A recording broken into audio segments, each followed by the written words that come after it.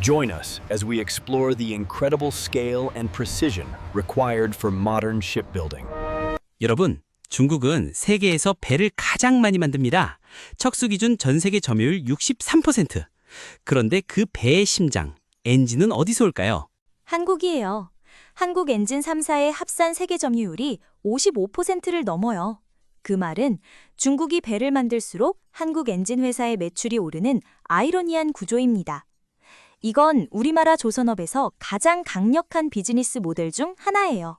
오늘은 한화엔진, HD현대마린엔진, HD엔진사업부 이 세 회사가 왜 조선업에서 가장 독특한 포지션을 가지고 있는지, 그리고 친환경 엔진 전환이 이 회사들에게 어떤 기회인지를 봅니다.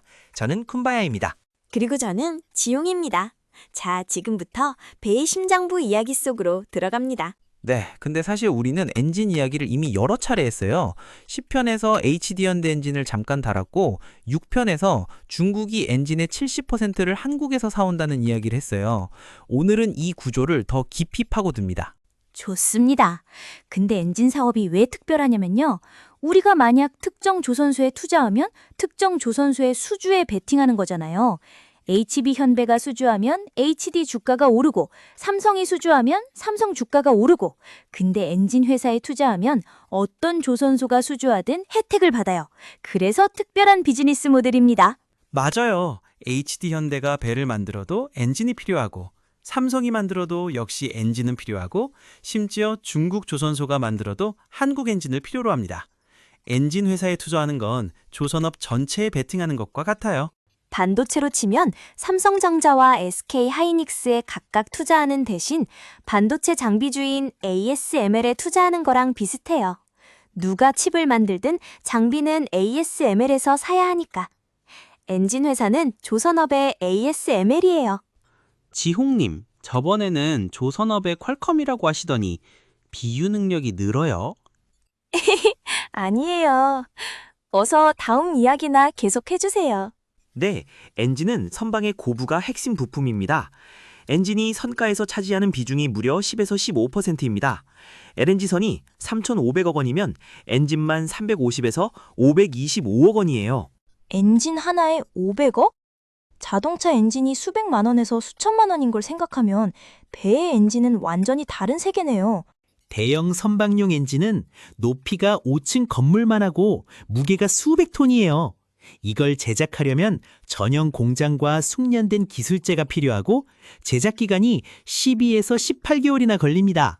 그리고 선박 엔진은 크게 세 종류가 있어요.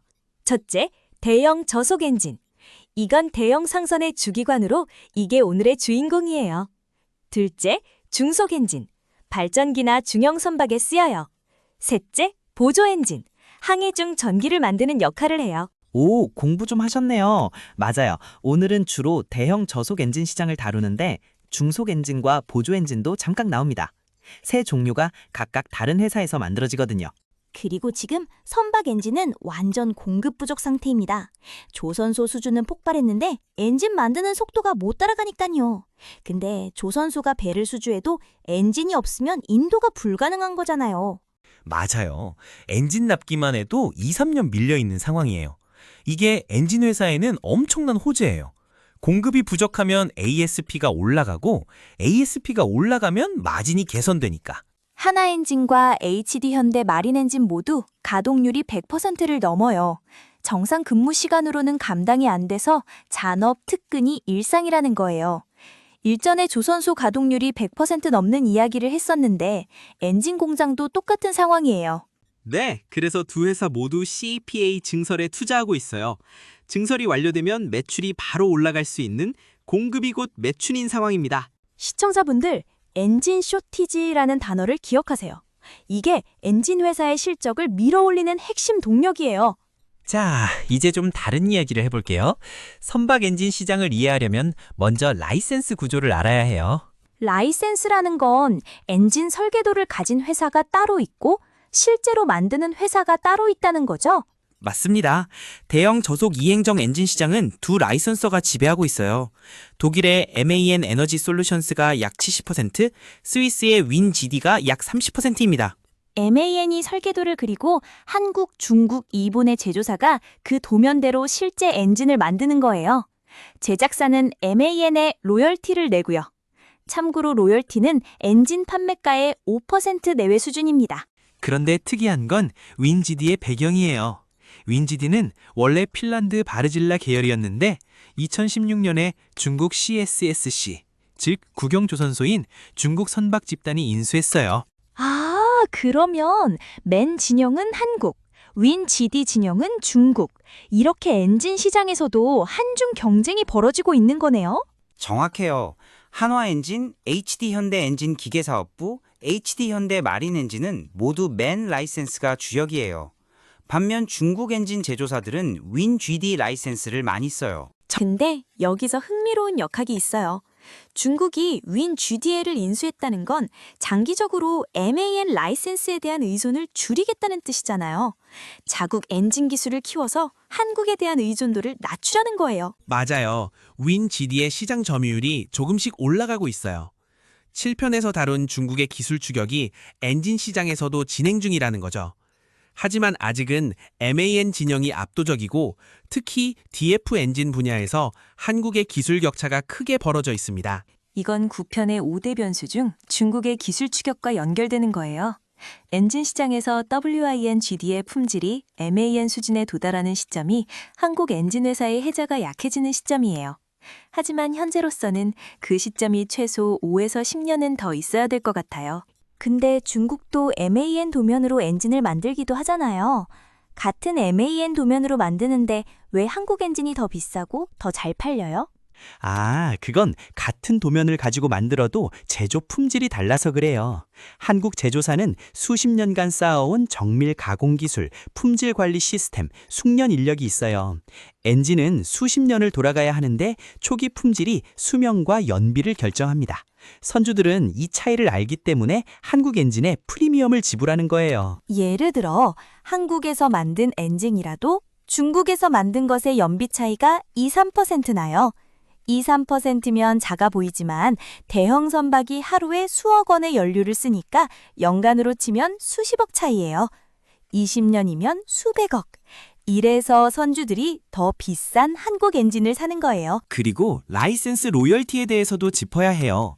제작사가 MAN에 로열티를 내긴 하지만 1편에서 다룬 GTT 로열티, 이게 선가의 5% 수준인데 엔진 가격의 5% 내외면 전체 선가 대비해서는 상대적으로 관리 가능한 수준이에요. 엔진 제조사의 마진을 과도하게 잡아먹지는 않습니다. 시청자분들, 이 구조를 기억하세요. 엔진 시장은 한국 중심의 MAN과 중국 중심의 WIN GD의 양강 구도, 그리고 한국이 제조 품질에서 확실한 우위에 있어요. 그리고 보고서에서 엔진 내재 화율 또는 엔진 자급률이라는 표현이 나오면 우리나라 자체 개발 엔진을 떠올리시면 됩니다. 자, 이제 엔진 제조 기업들을 하나씩 볼게요. 먼저 첫 번째 기업, 한화엔진. 한국중공업에서 HSD 엔진으로 분사된 한화엔진. 주인이 3번 바뀌었어요. 현재는 한화그룹이 인수하면서 한화오션과 엔진 조선 수직 계열화를 완성한 상태입니다. 그리고 세계 시장 점유율 약 20%, 세계 2위. 하지만 한화엔진의 진짜 경쟁력은 점유율이 아니에요. DF 엔진 비중이 85%라는 겁니다.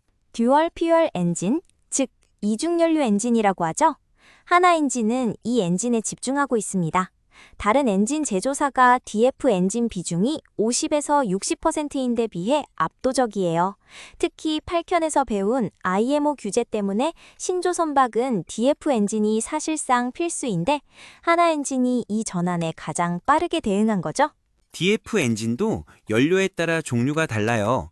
LNG를 쓰는 DF 엔진이 현재 주류이고 메탄올을 쓰는 MELGIM 엔진이 빠르게 성장 중이에요. 최근 머스크가 메탄올 선박을 대량 발주하면서 이 시장도 커지고 있어요. 아, 그러면 한화엔진은 LNG DF뿐만 아니라 메탄올 DF도 만드는 거예요? 네, 한화엔진은 LNG DF, 메탄올 DF 모두 생산하고 있어요. 그리고 암모니아 DF 엔진도 개발 중이고요. 어떤 연료가 주류가 되든 대응할 수 있는 풀 라인업을 갖추고 있다는 게 강점이에요. 10편에서 HD현대 엔진이 모든 연료에 대응하는 보험이라고 했잖아요. 한화엔진도 같은 전략이네요. 연료 전쟁에서 어떤 쪽이 이기든 엔진은 팔리는 구조. 재물을 보면요. 수주잔고 3.2조 원, 전년 대비 27.3% 증가, 매출 1.16조 원으로 12년 만에 1조 복귀. 역대 최고 잔고예요. 12년 만에 1조 복귀라는 건 두산중공업에서 분리, 구조조정의 긴 터널을 거쳐서 드디어 본궤도에 올라왔다는 뜻이에요. 사실 이 회사가 살아남을 수 있을지도 불확실했거든요. HSD 엔진으로 이름을 바꾸고 독립체제로 버티다가 한화그룹에 편입되면서 안정적인 성장 기반을 확보한 거예요. 여기서 끝이 아니라 CAPA 증설로 매출이 더 늘어날 여지가 있어요. 맞아요. 800억 원 규모의 CAPA 증설 투자가 진행 중이에요. 엔진 쇼티지 상황에서 생산 능력을 늘리면 증설분이 바로 매출로 전환돼요. 엔진 쇼티지가 한화엔진에 특히 유리한 이유가 있어요. 공급이 부족하니까 마진이 높은 주문만 선별적으로 받을 수 있어요. 조선소는 엔진이 없으면 배를 인도할 수 없으니까 가격 협상에서 엔진 회사가 갑이 되는 이른바 셀러스 마켓이에요. 그리고 미래 먹거리. 암모니아 추진 엔진 개발이 진행 중이고 2026년 첫 운항이 예상됩니다. HD 현대가 세계 최초로 개발했는데 한화엔진도 빠르게 추격 중이에요. 8편에서 배웠죠. 암모니아는 연소 시 CO2가 나오지 않는 궁극의 친환경 연료. LNG DF 엔진이 지금의 주류라면 암모니아 엔진은 미래의 잭팟. 여기서 먼저 상용화하는 회사가 다음 10년을 지배해요. 2027년 예상 영업이익률 15.0%, ROE 26.7%. ROE 26.7%면 한국 제조업 전체에서 상위 10%에 들어요. 구조조정의 터널을 지나서 이제 본격적인 수확기예요. 하나오션과의 시너지도 중요해요. 하나오션이 배를 수주하면 한화엔진의 엔진을 발주할 가능성이 높아요. 그룹 내부 거래로 양쪽 모두에게 이득이 될 걸로 판단하고 있어요. 한화엔진을 한 줄로 요약하면 DF 엔진 85%의 친환경 전환 최대 수혜주. IMO 규제가 강화될수록 한화엔진의 가치가 올라가는 구조라는 거죠. 자, 그리고 두 번째 기업 HD 현대 마린 엔진. 구 STX 중공업이 HD그룹에 편입한 회사예요. HD그룹 엔진 수직 계열화의 핵심이죠. HD현대중공업 엔진기계사업부가 대형 저속 엔진, 세계 1위 35%, HD현대 마린 엔진이 중형 엔진과 부품 공급하는 역할 분담 관계라고 하더라고요. 맞습니다. HD현대중공업, HD현대사모, 통합 HD현대중공업 구 미포로 이어지는 막대한 엔진 수요를 그룹 내부에서 흡수해요. 외부에서 사오는 대신 내부 조달하니까 원가율이 개선되고 납기가 단축돼요. 쉽게 말하면 HD현대가 배를 수주하면 엔진기계사업부가 대형 엔진을 만들고 HD 마린 엔진이 보조 엔진과 부품을 공급하고 다 합쳐서 배에 탑재. 그룹 안에서 원스톱으로 돌아가는 거죠? 실적이 급성장 중이에요. 엔진 쇼티지와 중국 조선소들의 수주 증가에 힘입어 2026년 매출 5,990억 원, 영업이익이 전년 대비 거의 2배로 늘어날 전망입니다. 영업이익이 2배로 늘어난다는 건 매출이 늘어나면서 동시에 마진도 개선된다는 뜻이에요. 매출만 늘고 마진이 유지되면 OI는 매출과 같은 비율로 늘어나지만 OI가 2배면 마진이 확대되고 있다는 거잖아요. 정확해요. 엔진 ASP가 올라가면서 마진이 개선되고 있어요. 엔진 쇼티지 덕분에 가격 협상력이 높아진 거죠. 여기서 재미있는 게 중국 조선소가 배를 많이 수주할수록 HD 현대 마린 엔진도 수혜를 받아요. 중국이 한국의 경쟁자이면서 동시에 엔진의 고객이라는 게 참 아이러니하죠? 네, 그렇죠. 이게 엔진 회사의 가장 독특한 매력이에요. 조선업 전체가 호황이면 누가 수주하든 엔진은 팔리니까요. HD 현대 마린 엔진의 밸류에이션도 봐야 해요. 아직 시가총액이 크지 않은데 실적이 급성장하고 있으니 PER이 빠르게 낮아지고 있어요. 성장주인데 밸류에이션이 매력적인 구간일 수 있어요. 다만 리스크도 있어요. HD그룹 내부 거래 비중이 높다 보니 HD 마린 엔진도 영향을 받을 수 있어요. 독립적인 영업력보다는 그룹 의존도가 높은 구조라는 점은 알고 계셔야 합니다. 10편에서 힘센이라는 HD 현대의 독자 엔진 브랜드를 배웠잖아요. HD 현대 마린 엔진이 이 힘센 라인의 생산과 부품 공급에도 관여하고 있어요. 맞습니다. 힘센은 MAN 라이센스 없이 독자 개발한 중속 엔진이라 로열티가 없어요. 마진이 더 높죠. HD 현대 마린 엔진이 이 부문을 담당하면서 그룹 전체의 수익성에 기여하고 있습니다. 그리고 HD 현대 마린 솔루션이라는 MRO 전문 회사도 있잖아요. 15편에서 자세히 다루겠지만 기존 선박을 친환경으로 개조하는 리트로핏 시장에서 HD 현대 마린 엔진의 부품 수요가 폭발할 거예요. DF 엔진 부품은 기존 엔진 대비 단가가 30에서 50% 높거든요. 정확해요. 신조 선박뿐 아니라 기존 선박의 엔진 교체와 개조까지 합하면 엔진 시장의 전체 TAM, 즉 전체 유효 시장이 지금보다 훨씬 커질 겁니다. HD 현대 마린 엔진 정리하면 그룹 시너지, 엔진 슈티지, 중국 발주 증가, 레트로핏 수혜의 4중 수혜, 그리고 HD 그룹이라는 든든한 모회사 아래서 수주 가시성이 높아요. 그럼 13편 일부 핵심을 정리해볼까요? 네, 그래요. 저부터 할게요. 첫째, 엔진은 조선업의 ASML. 누가 배를 만들든 한국 엔진이 팔린다. 둘째, MANWH UNG 대 윈지DX 중국 라이센스 양강 구도. 셋째, 하나엔진은 DF 85%의 친환경 선두주자. 수주잔고 역대 최고.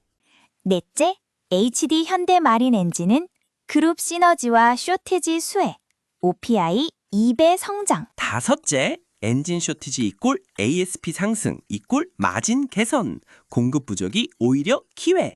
그리고 투자 관점에서 하나 더요. 엔진 주식은 조선소 주식보다 변동성이 낮을 수 있어요. 왜냐하면 조선소는 수주뉴스 하나의 주가가 크게 움직이지만 엔진 회사는 어떤 조선소가 수주하든 혜택을 받으니까 실적이 더 안정적이에요. 맞습니다. 조선업에 투자하고 싶은데 어떤 조선소가 잘할지 모르겠다는 분들에게 엔진 회사는 조선업 인덱스에 투자하는 조가를 줄 수 있어요. 물론 개별 기업의 리스크는 항상 있지만요. 시청자분들, 10에서 12편에서 조선소 빅3를 봤고 13편에서 엔진을 보고 있어요. 이제 어떤 회사에 투자할지 뿐만 아니라 밸류체인 어디에 투자할지까지 시야가 넓어졌을 거예요. 자, 1부에서 엔진 시장의 구조와 두 강자를 봤으니 2부에서는 세 번째 축과 미래를 봅니다. 국내 엔진 제조사들의 틈새 전략, LNG, 메탄올, 암모니아 엔진 3파전, 그리고 기존 배를 개조하는 리트로핏 시장까지. 2부에서 엔진 투자의 완성판을 드립니다. 그리고 아시죠? 구독, 좋아요, 알림 설정 꼭이요. 저희는 2부에서 다시 만날게요. 안녕!